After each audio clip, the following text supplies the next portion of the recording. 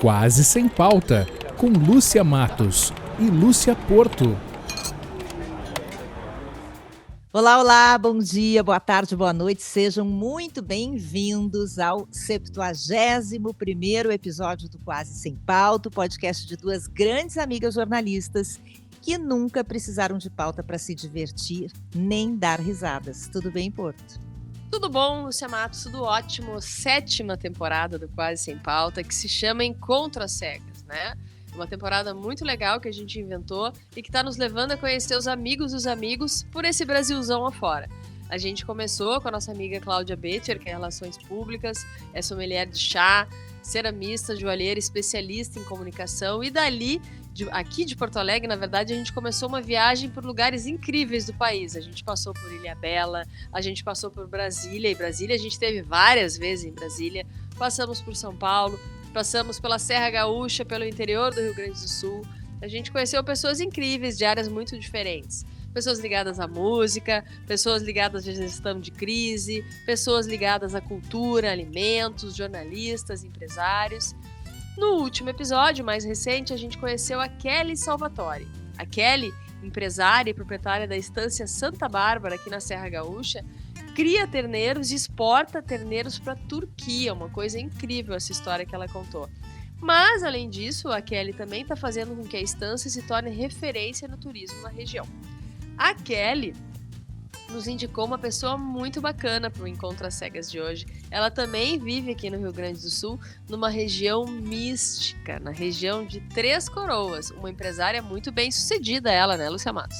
E todos os nossos entrevistados estão recebendo o cheirinho do Quase Sem Pauta, porque essa 7ª temporada do nosso podcast, que fala de amizade, tem o grande e importante apoio da nossa querida e talentosa amiga Lu Rec, do Santo Aroma de Gramado. Ela criou para a gente um aromatizador de ambiente personalizado, um aroma de ambiente personalizado, que é uma delícia, e todos os convidados dessa 7ª temporada estão recebendo o cheirinho do Quase Sem Pauta, feito pelo Santo Aroma, né, Porto?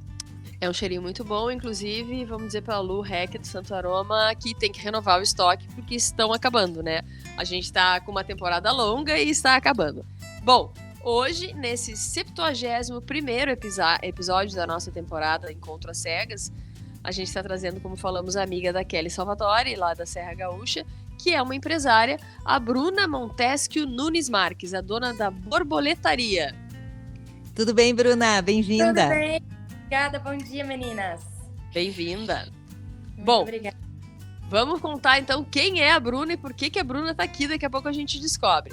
A Bruna Montesquieu Nunes Marques nasceu em Maringá, no Paraná, mas foi para Brasília bem jovenzinha, com 7 anos.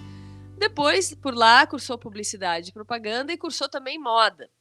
Viveu na Nova Zelândia anos depois, onde cursou Animal Science. A gente já vai descobrir um pouco mais sobre isso. Voltou para o Brasil, fez veterinária. Hoje ele é sócia de um restaurante tradicional na cidade de Brasília, porém mora também, assim como a Kelly, na Serra Gaúcha, num sítio em Três Coroas, ao lado do Templo Budista, que é uma região linda, inclusive. Lá, a Bruna planta orgânicos, produz leite, queijo, ovos, boa parte da alimentação da família sai do sítio. Lúcia Matos, anota aí que a gente tem que ir lá almoçar com a Bruna um dia, né? Por favor. Vamos nessa. A Bruna é proprietária da Borboletaria. Na Borboletaria, ela transforma elementos da natureza em joias. Olha só, né? A biomimética domina o mundo. Coisa mais linda. Adorei a Borboletaria. Muito legal. A Bruna, além de tudo isso, porque ela tem muito tempo livre na vida, né? É corredora de rua.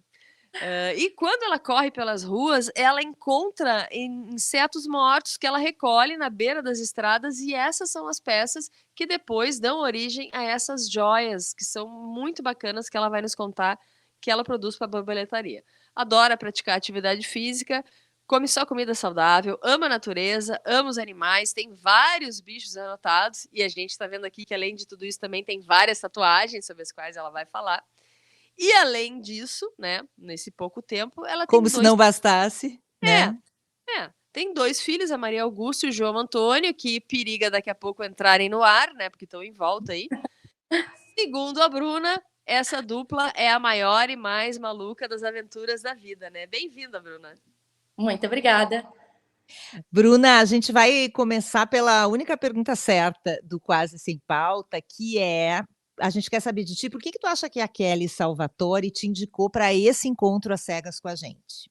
A Kelly é uma amiga linda, a gente teve um encontro num momento muito bacana da nossa vida, assim. A Kelly é gaúcha, mas morou muitos anos em São Paulo e se mudou para Gramado, assim como eu me criei em Brasília e acabei me mudando para Gramado também sem conhecer ninguém.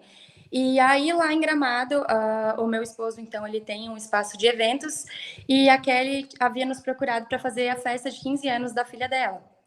E aí, por várias afinidades, a gente acabou se tornando amigas, as duas empreendedoras, as duas adorando a parte da criação, da joalheria, do campo, dos animais, das ovelhas, das vacas, enfim. E a gente tem muito em comum.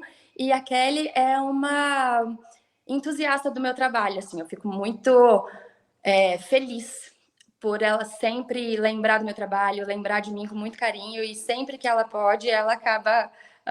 então, me ajudando e me indicando para coisas bem bacanas. Ela é muito especial. Que legal. Tu já fez um breve relato disso, né? De como vocês se encontraram, né? Que chegou lá sem conhecer muita gente. A gente quer voltar um pouquinho e que tu conte essa história, né?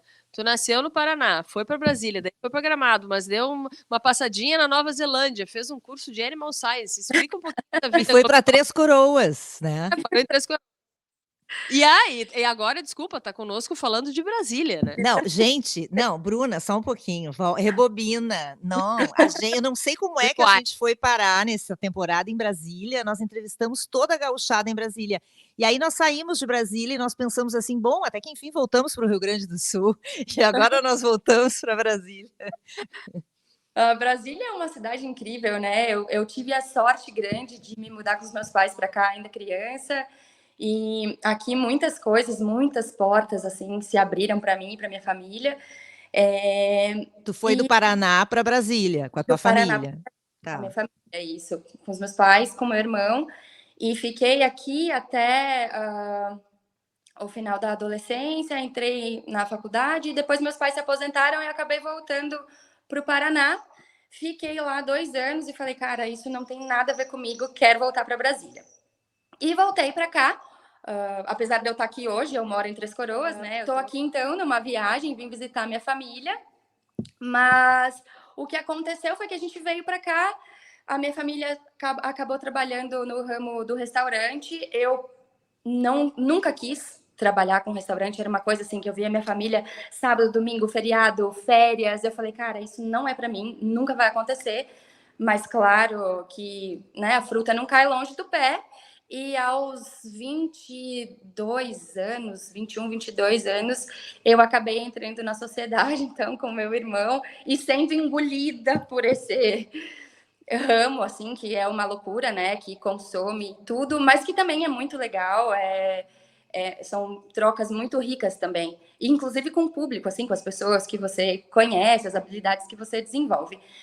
Mas acabei me casando. E então, antes eu me casei na Nova Zelândia, o meu namorado, ele queria estudar na Nova Zelândia, ele já estava estudando lá, e ele falou, cara, ou você vai, ou acaba tudo. Eu falei, bom, peraí. E teu namorado era de Brasília? De Brasília. Eu falei, bom, peraí, deixa eu ver como é que eu vou fazer. No meio da madrugada eu falei, cara, tá bom, vamos. Entreguei o apartamento, vendi o carro, chamei minhas amigas, falei, ó, eu só posso levar 2 malas, peguem as minhas roupas, peguem tudo, e fui para lá. E aí eu sempre gostei muito de bicho, eu amo, eu sou aquela que eu não posso ver um cachorrinho na rua que eu levo para casa, um gatinho, até a lagartixa, se eu puder cuidar, eu cuido, assim, eu amo os animais. E aí, só que eu nunca tinha tido esse contato com fazenda. E quando a gente foi para Nova Zelândia, lá é um país muito simples, né, de naturezas, e a Nova Zelândia, lá tem muito mais ovelhas do que pessoas. Então eu comecei a conhecer por ali esse lado do campo. Eles têm a Fonterra, que é uma das maiores produtoras de leite do mundo. Então eu comecei a ter contato com esse outro lado rural que eu nunca tinha tido, e foi meio que uma paixão, assim. Eu tinha aquele sonho de criança também de ser veterinária, mas durante a adolescência eu me via apaixonada pelo mundo da criação e fui então para publicidade e para moda. E lá eu revivi esse sonho da veterinária. E aí que tu cursou esse curso Animal Science, é isso? O sonho era veterinária, mas lá a gente precisa pagar o curso o ano inteiro em dólar. Então eu falei, bom, a veterinária não vai rolar ainda. Eu consigo, o Animal Science é meio que uma zootecnia, assim, não tem muito a ver, mas era um jeito de eu colocar o meu pé ali e já cursar várias matérias que depois eu pudesse não cursar lá na frente na veterinária. E fui descobrindo todo esse mundo, me apaixonando, visitando os lugares, enfim, vendo outras coisas que eu não estava de acordo. Mas morei 1 ano e meio na Nova Zelândia, estudando, foi lindo, foi uma super experiência, mas a gente esteve lá bem durante aquele período dos terremotos, ali 2010 e 2011. Então, em setembro, houve o primeiro terremoto em Christchurch, que era a cidade que eu morava, foi um terremoto de 7,3 na escala. A cidade é muito preparada e o terremoto foi de madrugada. Então, o primeiro terremoto a gente não teve nenhuma morte, nenhuma perda significativa, apesar da cidade ter tido grandes danos. E aí, depois disso, começou a ficar meio confuso, porque a gente tinha terremotos todos os dias. Eles chamam de aftershocks. Então, você tinha muitos, 30 por dia, assim. Alguns muito fracos e outros intensos o suficiente para deixar a gente bem abalado. E deve ser bem assustador, né? Porque a gente não tem essa vivência, né? Nós brasileiros. Exato. A gente é muito maluco, assim. Quando aconteceu, eu estava dormindo na minha cama e a minha casa era numa esquina de uma das avenidas mais movimentadas da cidade. E aí primeiro vem o barulho e depois vem o impacto. E aí, na hora, eu acordei e eu pensei que um caminhão tivesse desgovernado e entrado na minha casa, porque a gente não é acostumada a pensar em catástrofes naturais, assim, né? E eu fiquei, nossa, meu Deus, né? E tentando entender, só que não parava de tremer e as coisas não paravam de cair. E aí a gente se deu conta que era um terremoto e a gente morava na praia. Então a gente já colocou tudo dentro do carro que dava, assim, e subiu o morro. A gente morava no pé de uma montanha. E aí foi um engarrafamento, porque todo mundo teve a mesma ideia, com medo de um tsunami. Todo mundo subiu a montanha e a gente com o rádio do carro ligado, esperando eles liberarem para que a gente pudesse voltar para casa.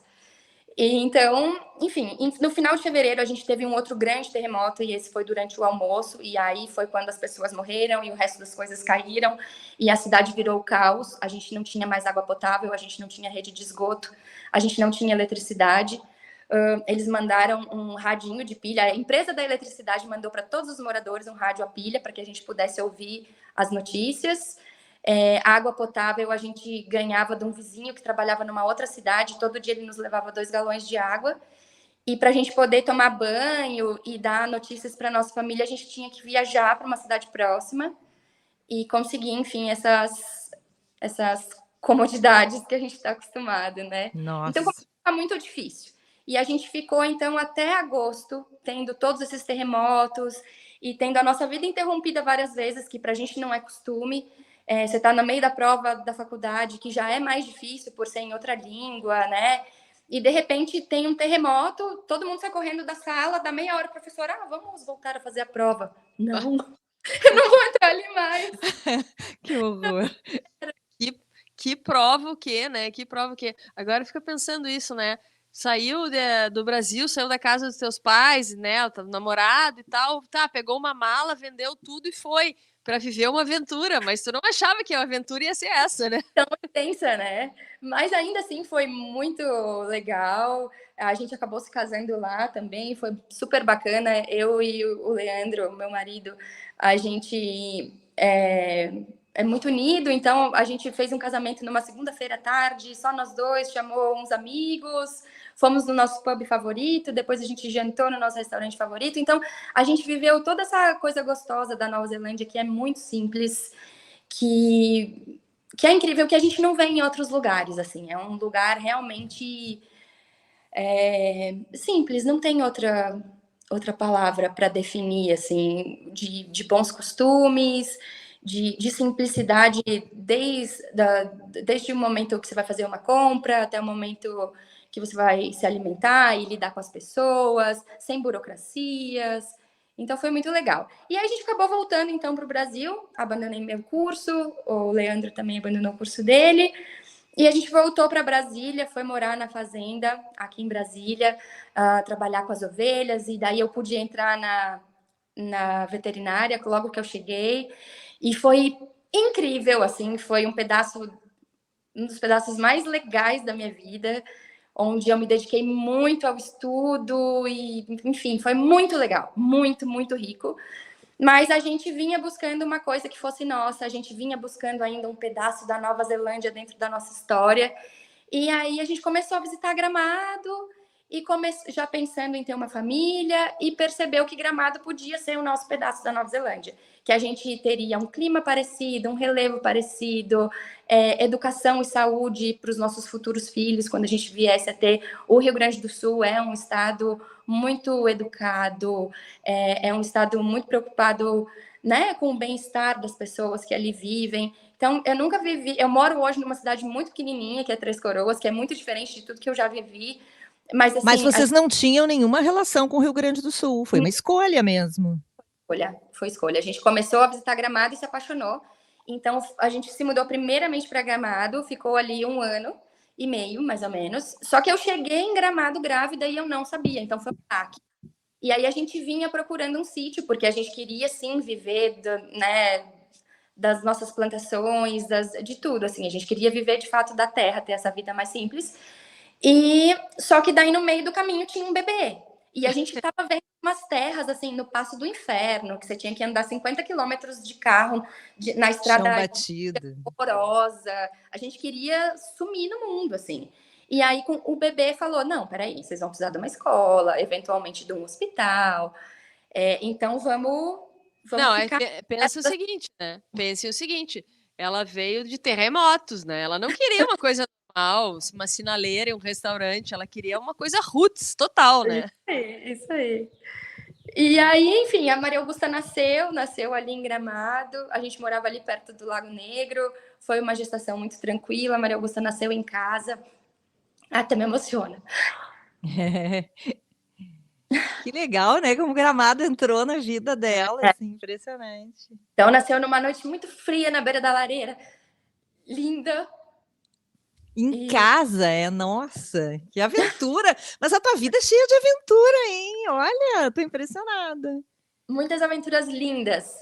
E aí, enfim, um belo dia, eu falei pro Leandro, eu falei, cara, eu preciso do nosso pedaço de terra e eu vou sentar aqui na frente desse computador e eu só vou levantar a hora que eu encontrar o sítio que a gente vai visitar e vai comprar.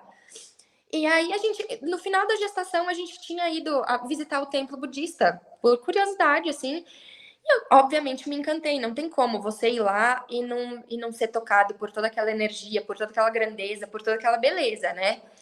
E aí eu pensei, um sítio perto do templo budista até poderia ser, apesar de não ser a cidade que eu gostaria de morar, se fosse aqui perto, rolaria. E aí eu lá olhando, de repente vejo o anúncio, sítio, vizinho ao templo budista, tamanho tal e tal. Aí eu, cara, não, tá errado isso. Não pode. É o meu número.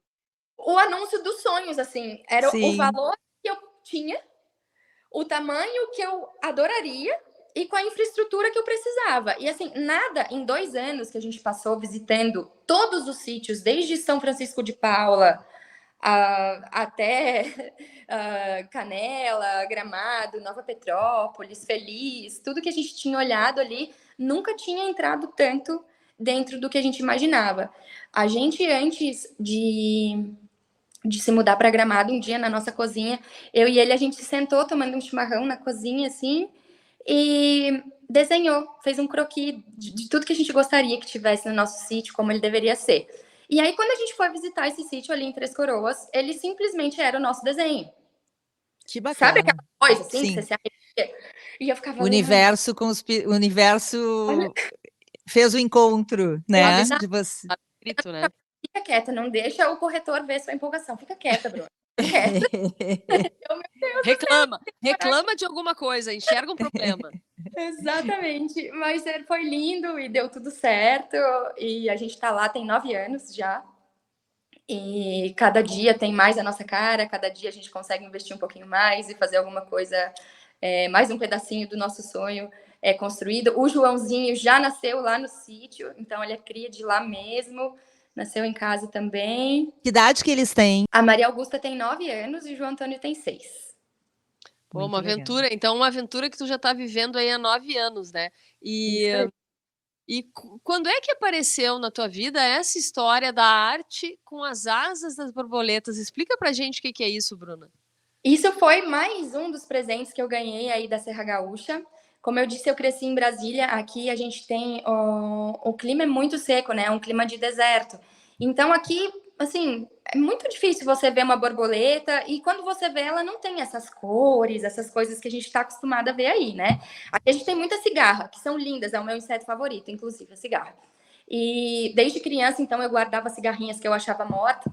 Eu morava numa quadra aqui em Brasília que era cheia de eucaliptos. E aí as cigarras ficavam ali bastante. E sempre que elas estavam mortas, eu ia guardando. Eu já tinha minha coleção ali quando eu era pequena.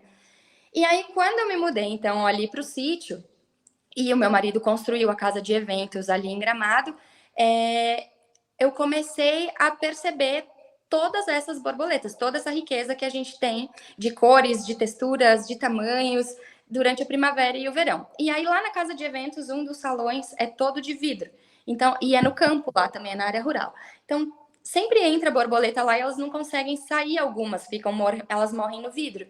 E eu e a Maria Augusta, quando ela era bem pequenininha, a gente ficava recolhendo essas borboletas lindas e a gente guardava, porque elas eram muito bonitas. E eu trabalhava lá nessa época. E eu olhava e falava para as pessoas, gente, olha essa borboleta, que coisa tão maravilhosa, parece uma joia. Olha que lindo, parece uma joia. E um belo dia me deu um estalo. Eu falei, por que não ser uma joia? Eu já tinha um montão de borboleta morta guardada. E aí, quando eu era criança, no Paraná, a minha tia, ela é protética, ela faz dentadura. E nas férias, eu ficava na casa dela e ela me deixava brincar com as resinas, com as ferramentas dela. E aí me deu esse estalo de tentar unir as duas coisas. E eu comecei, então, a tentar, a fazer um monte de teste. Passei um ano passando muita raiva, fazendo um monte de coisa horrorosa. E até que, em algum momento, as coisas começaram a parecer com o que eu imaginava. Aí, eu ainda estava muito insegura, chamei uma amiga, falei, olha isso aqui que eu tô fazendo. Aí ela, cara, é lindo, incrível, eu vou comprar. Aí já comprou. Aí falei, eu tô pensando em fazer um Instagram e mostrar para as pessoas o que eu tô produzindo. E ela me deu um super apoio, eu fiz. E foi muito louco, porque assim, as pessoas começaram a seguir, não sei como, porque eu nunca patrocinei nada, nunca aconteceu, foi muito orgânico, assim, né? E começaram a comprar, e eu achei muito maluco também, assim, como que as pessoas mal me conheciam, eu tinha ali, tipo, 30 seguidores, e as pessoas pediam para ver e acreditavam que iam me depositar. Ainda era TED, Doc, né? Essa coisa arcaica. E que tu ia entregar, e que elas iam receber. O produto. Mas é muito bonito, Bruna, e assim, como é que é aquilo ali? É resina, então, que tu faz? Eu nunca tinha visto uma coisa parecida, achei muito lindo. Dos insetos todos já que eu encontro ou que eu ganho mortos, como a gente tem aí na Serra muito inseto, né? E já hoje bastante gente conhece o trabalho, eu ganho borboleta da onde vocês imaginarem. Vem borboleta. Eu vou abastecer o carro, eu ganho um potinho do frentista. Eu vou para a escola, tem um coleguinho das crianças que a mãe mandou num potinho. Eu vou comprar roupa para as crianças, a dona da loja tem um potinho. Então, assim, vem pelo correio.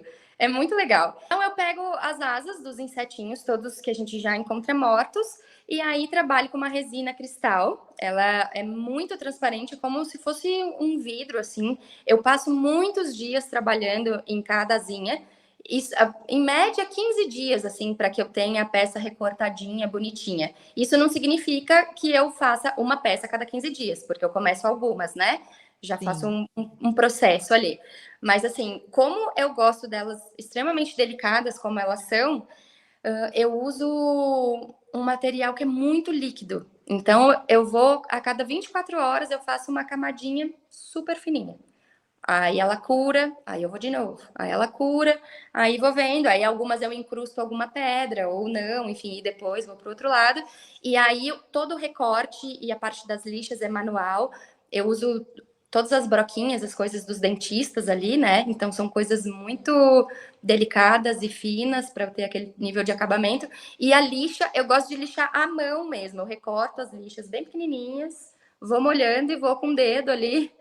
Ou seja, é muito artesanal e é tu que faz mesmo, né? Toda a parte, e daí trabalho com prata, também trabalho toda a parte da prata, eu tenho a parte da fundição do ateliê ali, derreto, faço as pedras naturais, trabalho também.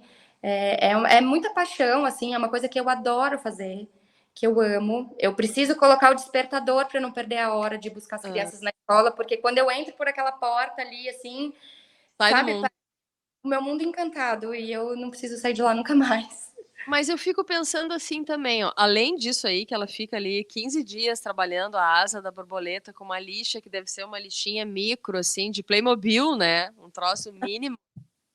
Ela ainda corre, né? Porque ela faz esporte, ela ainda planta, ela ainda colhe, ela ainda cozinha, e ela ainda tem tempo para fazer 497 mil tatuagens, né, Lúcia Matos? E essa pessoa, do que ela se alimenta, onde ela vive? Quantas tatuagens tu tem, Bruna? Ai, eu não sei te dizer, mais que 20, mas eu não sei exatamente te dizer. Tenho pelo corpo todo, é uma coisa que eu adoro desde sempre. Comecei cedo, o que eu me arrependo, né? Porque eu fiz um monte de coisa horrorosa que eu tive que cobrir. Mas sempre foi uma coisa que eu gostei muito, assim, de me expressar através do meu corpo. Eu sempre fui retraída, assim. Hoje eu tenho alguma facilidade em conversar, mas foi uma coisa que eu tive dificuldade por muitos anos. Então, a minha aparência era uma forma de me comunicar. Meu Deus, tu é super comunicativa. Tu expressa super bem. Quem é essa pessoa traída? Ela não veio hoje, né? Não tá aqui entre Eu nós. trabalhei bastante isso em mim. É engraçado, na época do restaurante, apesar de eu trabalhar com pessoas já antes, mas assim, quando eu entrei na sociedade e que eu comecei a trabalhar lá os primeiros dias, eu travei, assim, na hora de lidar com as pessoas, né? Que eram, assim, aqui em Brasília a gente tem toda essa parte política e os nossos clientes são os ministros, os deputados, né? E aí eu tinha uma barreira para falar com essas pessoas. Quando chegava, eu ficava tipo, e agora, o que eu faço? Aí os primeiros dias o meu irmão falou, vem cá, me colocou no bar, que licor que você gosta? Eu falei, aquele de pêssego. Então, toma um porre. Eu tomei uma dose. Como é que você tá? Eu falei, igual, toma a segunda dose. Toma a terceira dose. Como é que você tá? Eu falei, tô ótima, vamos lá. Saiu falando. Saí falando e aí eu fui desbloqueando, claro, não por causa do álcool, mas tira aquele medo, né? Deu uma relaxada e aí eu fui vendo que estava tudo bem, que enfim, todo mundo é ok, as pessoas são educadas e gentis e que a gente pode ter essa abertura, né? Inclusive, agora a Bruna tá abrindo mais um negócio, porque ela vai abrir um alambique e vai começar a produzir bebida alcoólica também, ó. Já pensou que delícia? Não, é impressionante, tu é super ativa. Como é que tu te vê no futuro, assim, porque a gente tá vendo, assim, que tu teve muitas vivências, tu é super nova, né, não vou te perguntar a idade, mas eu tô vendo que tu é nova. Tu tem muitas vivências, assim, vai morar em Brasília, abre restaurante, larga tudo, vai para Nova Zelândia, Motos. vive terremoto, constrói a vida lá, casa lá, volta para cá, aí vai para Brasília. Não é em Brasília, Não, vamos descobrir tem um o lugar filho para morar. Tem 2 filhos na sala, na frente da lareira, né, Lucemar? É muita coisa. Agora, sabe, mora num sítio, faz tudo isso, tem o teu negócio, né, que é a borboletaria. Como é que tu te vê no futuro, assim? O que cada uma dessas coisas te agregou e como é que tu vê o teu futuro? Aonde que ele vai ser, hein? Tu já sabe, não? Ai, não sei. Eu tenho, assim, muita vontade ainda de um dia voltar a morar aqui em Brasília, minha cidade do coração, apesar de eu amar a Serra, Brasília não tem igual. Até vocês falaram com vários gaúchos que moram aqui, né? Então, essa cidade tem uma energia, um clima, é incrível. Brasília, só morando aqui para saber, assim, tudo de bom que é. Mas, assim, eu pretendo estar tão ativa quanto, eu adoro, eu sou muito ligada na tomada, então, às vezes as pessoas falam, você não se cansa, você está na academia, você está correndo. Não, porque se eu não fizer tudo isso, ninguém me aguenta. Eu preciso, né, dar uma baixada para ficar tranquila. Então, me vejo realmente produzindo muito, assim, eu gostaria muito que em algum momento o sítio pudesse nos dar algum retorno, apesar de eventualmente a gente vender algumas coisas que a gente produz, ainda não é um trabalho remunerado, né? Então, eu, enfim, trabalho para que todas essas coisas possam acontecer. Quero ver a borboletaria grande, grande assim, no sentido de atingir muitas pessoas. Eu não tenho o desejo que ela cresça em tamanho. Eu adoro que as coisas sejam feitas em pequena escala e manualmente, e só por mim, com todo o meu amor, com toda a minha entrega. Inclusive, 2 anos seguidos eu fui convidada para a Feira de Joalheria de Milão, não consegui ir ainda, vou ver se ano que vem dá certo de levar minhas criações para lá. Mas me vejo assim, viva, muito viva, e trabalhando bastante com as coisas que me dão alegria, que me dão vontade de acordar no dia seguinte. Deixa eu te perguntar uma coisa, então, assim, tu falaste aí em várias viagens, vários lugares que tu já moraste, várias experiências, né, fora do Brasil, no Brasil, trabalhando, se divertindo, enfim, estudando, várias coisas. E lá na tua primeira saída, né, quando tu foste para Nova Zelândia com então teu namorado, tu chamou as amigas e disse assim, ó, escolhe aí o que vocês querem e levem, porque não tenho mão para levar tudo isso, né? Essas amizades são importantes na tua vida, porque tu andou por tanto lugar no mundo, tu consegue manter essas amizades e fazer essas amizades frutificarem? Amigas que estão presentes sempre, são daqui, inclusive a gente vai se ver hoje. A viagem é bem curtinha, cheguei ontem à noite, domingo já vou embora, mas elas sempre que podem também vão até a minha casa ficar comigo. Uma delas é madrinha do João, então assim, a gente se fala sempre. Ainda bem que hoje existe, né, a internet, o vídeo, o WhatsApp, tudo isso para a gente se manter ligada, mas são minhas irmãs por escolha. E a importância da amizade para ti, hein? É muito maravilhoso, assim, né? Porque nem sempre, nem com a família, às vezes, de sangue, a gente não tem uma ligação tão forte como com as pessoas que a gente escolhe para estar ao nosso lado, né? E que, de fato, estão lá quando a gente precisa, né?